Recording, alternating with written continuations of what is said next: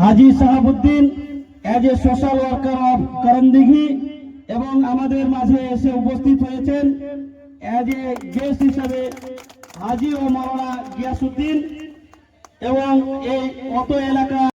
আমার আসসালামু আলাইকুম ওয়া রাহমাতুল্লাহি ওয়া বারাকাতুহু। খেলা আমাদের একটা শরীরের অংশ বলা যায়।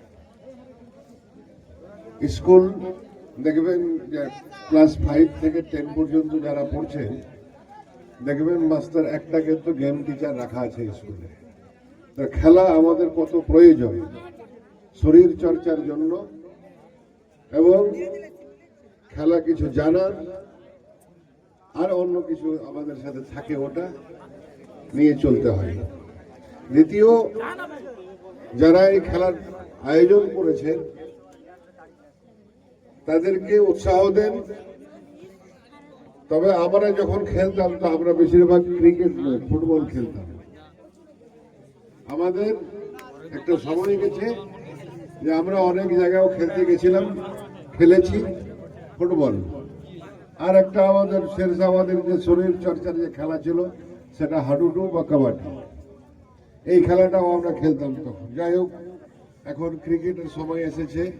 ক্রিকেট খুব ভালো খেলা, তবে যারা খেলা খেলছেন, যারা খেলতে এসেছেন, আমি সবাই কাছে একটা অনুরোধ রাখবো, শান্তি শৃঙ্খলা যেন বজায় থাকে।